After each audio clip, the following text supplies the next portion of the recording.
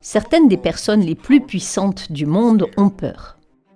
Récemment arrêtée, Madame Ghislaine Maxwell possède des vidéos et des preuves qui impliquent des membres de la royauté, des politiciens et des célébrités dans d'horribles abus sur des mineurs.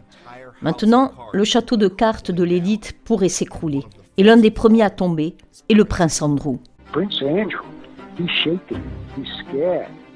Mais il n'est que le sommet de l'iceberg. Pourquoi son frère, le prince Charles, était-il le meilleur ami du violeur d'enfants le plus prolifique de Grande-Bretagne, Jimmy Savile? Pourquoi un réseau de trafic d'enfants était-il dirigé depuis le palais de Buckingham? Et pourquoi le corps d'une adolescente disparue a-t-il été retrouvé sur le domaine de la reine?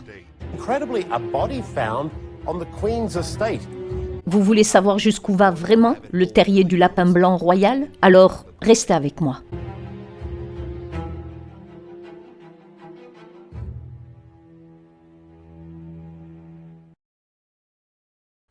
À une autre époque, il s'en serait sorti. La condamnation d'Epstein, le Lolita Express, l'île Glock auraient été balayées sous le tapis pendant que les médias complices regardaient ailleurs. Mais nous sommes au XXIe siècle et Internet n'allait pas les laisser s'en tirer si facilement. Les médias sociaux, les blogs et YouTube ont continué à dénoncer l'opération, forçant la main aux grands médias. Aujourd'hui, des millions de personnes prennent conscience de la réalité de la traite des enfants par l'élite et du fait que certaines des personnes les plus influentes sont impliquées dans des horreurs indescriptibles. C'est le cas de la famille royale britannique. Les films, la télévision et Netflix vendent désespérément au public une image fabriquée d'eux comme des personnes respectables à regarder et à admirer. Mais il est maintenant indéniable que le fils de la reine, le prince Andrew, était un ami proche de Ghislaine Maxwell et un visiteur fréquent des propriétés d'Epstein, où il était impliqué avec des esclaves sexuels mineurs. Maintenant, les avocats royaux font des heures supplémentaires pour essayer d'atténuer cette crise, le tout payé par les contribuables britanniques. Et ce n'est que le sommet de l'iceberg. Ghislaine Maxwell est accusée de 6 chefs d'accusation de trafic sexuel de victimes âgées d'à peine 14 ans. Ghislaine Maxwell, she's got evidence against so many important, famous people that the rich and famous Prince Andrew, he's shaking. Took down his website this week. He's scared, very scared. This is a catastrophe for the royals. They have exposure here that's great and deep. And Prince Andrew is a very serious problem for the royal family. Now, what do you do in a circumstance where he's being accused repeatedly of raping these poor little girls? Le FBI a exhorté le prince Andrew à venir pour s'expliquer avec eux et discuter de ce qu'il sait sur ce qui s'est passé dans les propriétés d'Epstein. Mais il refuse. Ghislaine s'est liée d'amitié avec Andrew à l'université et était fréquemment invitée au palais de Buckingham, où elle omettait souvent de signer le registre des visiteurs. Un fait qui a été mis en évidence récemment avec la découverte d'une photo d'elle et de l'acteur Kevin Spacey, assis sur le trône de la reine. Spacey a été accusé d'avoir violé plusieurs garçons mineurs. Andrew a déboursé 1,5 million de livres pour le 18e anniversaire de sa fille, la princesse Béatrice, en 2006. Et sur la liste des invités figuraient non seulement Ghislaine Maxwell et Epstein, mais aussi Harvey Weinstein, une ordure condamnée. Ces gens-là ont de bonnes fréquentations, n'est-ce pas? Nous savons que Ghislaine était avec le prince Andrew, et récemment, au printemps 2019, bien après que l'opération d'Epstein ait été révélée. La prédilection d'Andrew pour les jeunes filles était un secret de polichinelle parmi l'élite. Voici un extrait de Johnny Carson faisant une blague à ce sujet dans le Tonight Show. Hi, this is Johnny Carson asking, you have a daughter who's a really good-looking chick. Well, you may be able to change her life and improve your financial status. Because Prince Andrew is looking for a new girlfriend.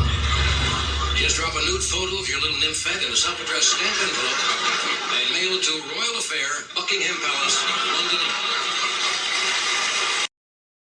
Lors d'une interview en 2015, avant l'annonce officielle de sa campagne, Donald Trump a fait allusion aux horreurs qui se sont déroulées sur l'île d'Epstein, la qualifiant de fausse sceptique et disant, je cite, « Demandez au prince Andrew à ce sujet ». Well, I think he's got a problem. I mean, I'm here. I don't know, but that island was really a cesspool. There's no question about it. Just ask Prince Andrew. He'll tell you about it. The island was an absolute cesspool. So, and he's been there for many times. La famille royale l'a déjà échappé belle. Un réseau pédophile d'élite similaire à celui d'Epstein et de Ghislaine opérait à l'intérieur du palais de Buckingham, où des victimes mineures étaient préparées et livrées à des membres de la famille royale par l'un des majordomes. Ce n'est qu'en 2008 que la police a mis la main sur le propre majordome de la reine, Paul Kidd, qui dirigeait un trafic sexuel de mineurs depuis le palais de Buckingham. Mais les abus ne s'arrêtent pas là. Au début des années 70, un garçon de 16 ans a eu l'occasion de travailler au prestigieux palais de Buckingham. Mais peu après son embauche, il a commencé à changer.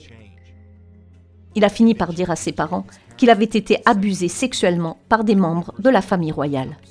Selon un ancien agent de la police métropolitaine, une enquête sur un réseau pédophile d'élite a été étouffée dans les années 80 lorsqu'il a été révélé qu'un membre de la famille royale était impliqué. Un collègue de la police métropolitaine lui a dit que toute l'enquête avait été classée sans suite par les services du ministère public. The Sunday Express went further, however, and talked of a palace secret that could bring down the monarchy.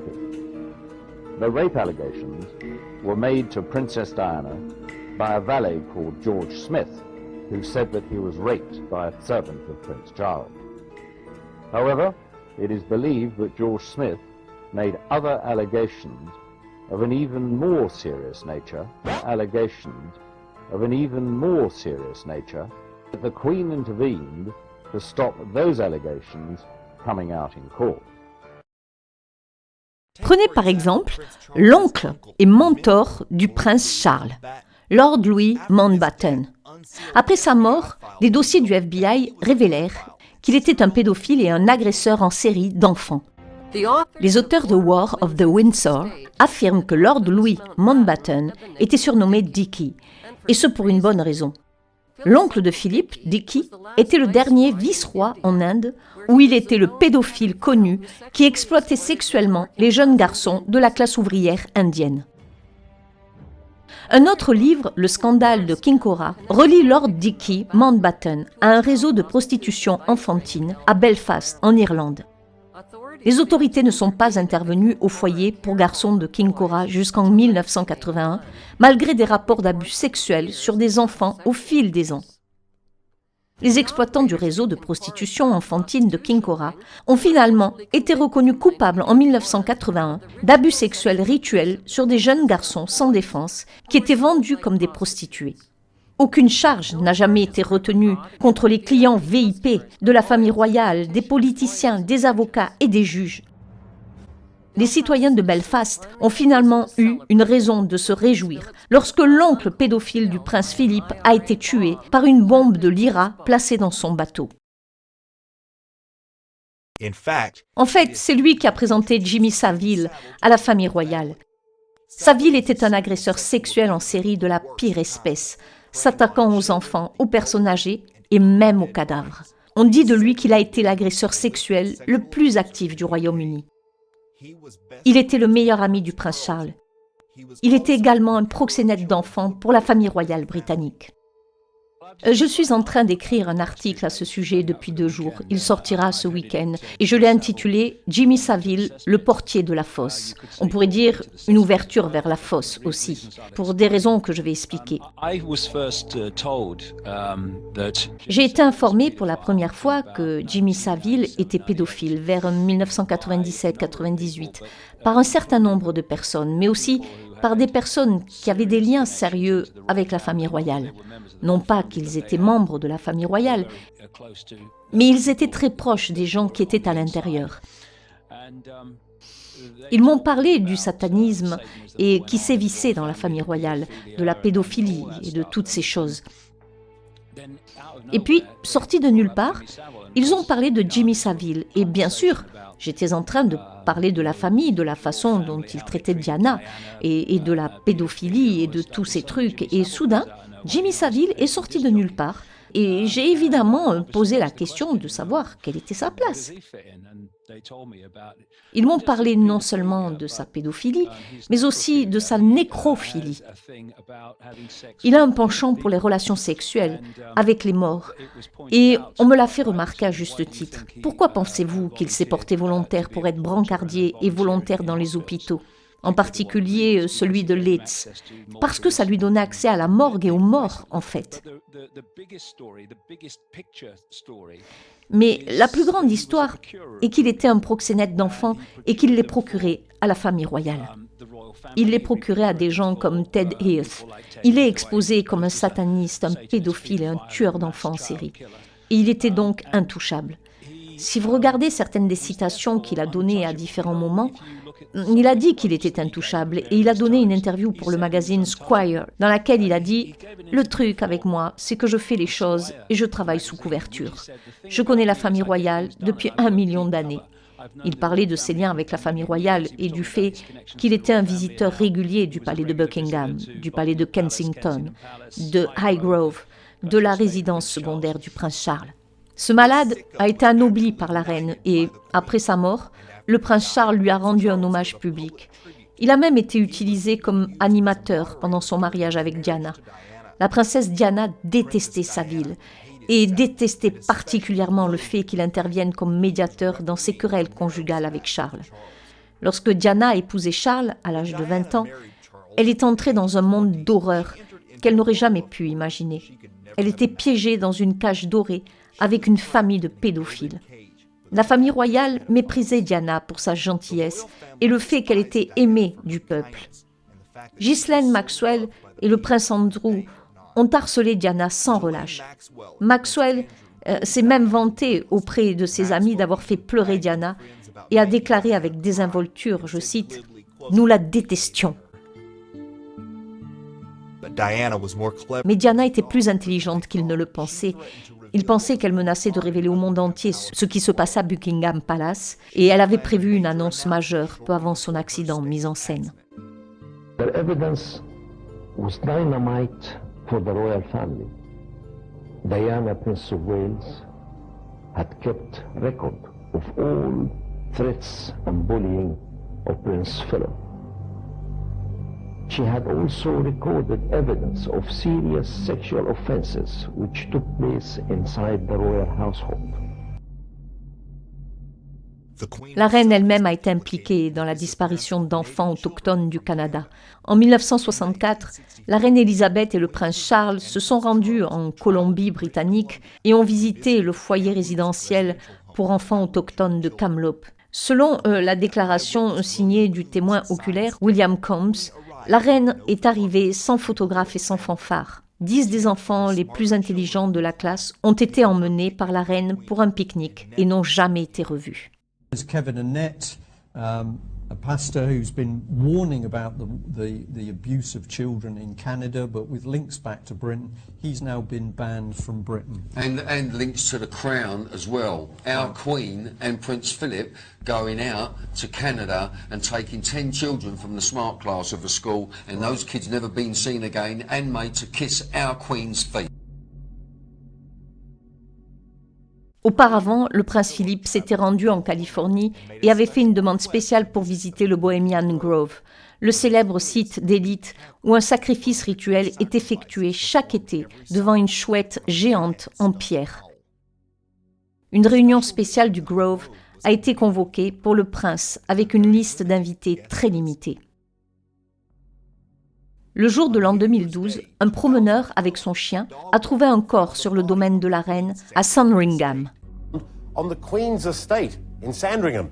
The cause of death not yet known. Royal correspondent Max Foster joining me now from London with more on that. How bizarre, Max?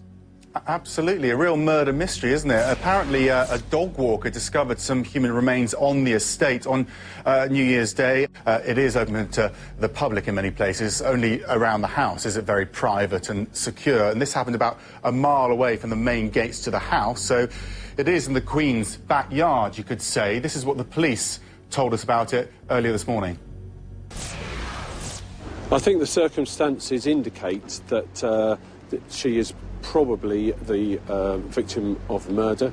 The body has been in situ for some time, but again, the experts are here to establish exactly what that time frame is.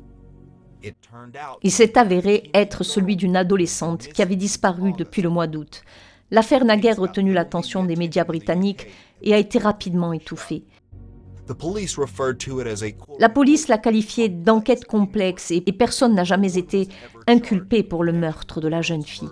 Qui sait combien d'autres corps attendent d'être découverts dans les différentes propriétés de la reine. Les Windsor, ou plus précisément les Saxe, Gobor et Gotha, sont depuis longtemps impliqués dans le satanisme et la pédophilie. Arizona Wilder, survivante des Illuminati, a déclaré dans une interview avec David Icke qu'elle avait été témoin de rituels sataniques auxquels participaient la reine Elisabeth et la famille royale. All I could pick up was that for some reason there was a malevolence towards Diana. And Diana, I had never seen at a ritual. I wondered what she knew about all of this. What have you seen the royal family do, the Queen Mother, and the other people you've seen in the rituals? What have you seen them do? I've seen all of them drink human blood and consume human flesh, and they have their own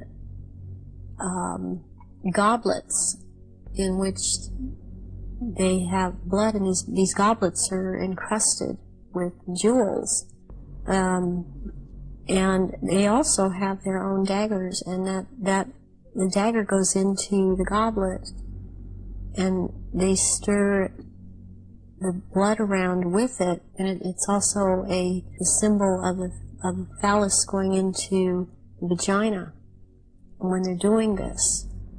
And I've seen them do this, and some of them have even, like the Queen Mother I saw with, she had her own, it's between a very elaborate ornate chair or a throne kind of thing brought in for her to sit. And because before these rituals actually start, there is a kind of people move around the room and talk, or recognize one another. It's a formal kind of a ritualistic setup, the way they talk and the way they introduce each other. It's like a court. What are they wearing? They're wearing robes. They're not wearing anything underneath the robes because there are orgy kind of things that go on at the rituals also. And involving the royal family of Britain? Yes, involving the royal family of Britain, and the sacrifice and the eating of, consuming the sacrifice, and they are involved in that. You've seen them do that? Yes, I have seen them do that. Compte tenu de tout ce que nous savons d'eux, les inspecteurs de Scotland Yard devraient frapper à la porte du palais de Buckingham, mais cela n'arrivera jamais. Malheureusement, la famille royale est au-dessus des lois au Royaume-Uni. Les tribunaux sont aux ordres de la reine. C'est littéralement son gouvernement. Andrew est donc actuellement en sécurité tant qu'il reste au Royaume-Uni. Mais il a récemment annulé un voyage de golf de luxe en Espagne. Les experts juridiques pensent que c'est à cause du traité d'extradition très strict qui lie les pays aux États-Unis. Pourquoi les deux princes sont-ils liés à des pédophiles notoires? Pourquoi le corps d'une jeune fille disparue a-t-il été retrouvé sur la propriété de la reine? Qu'est-il arrivé à ces 10 enfants disparus? Nous vivons vraiment à l'ère de la révélation. Le rideau est lentement tiré et le public commence à avoir un aperçu de ce qui s'est passé à l'intérieur de Buckingham Palace. Mais ce n'est encore que la partie émergée de l'iceberg. Que fera le public lorsqu'il découvrira les histoires dignes de films d'horreur, de parties de chasse à l'homme et de cannibalisme?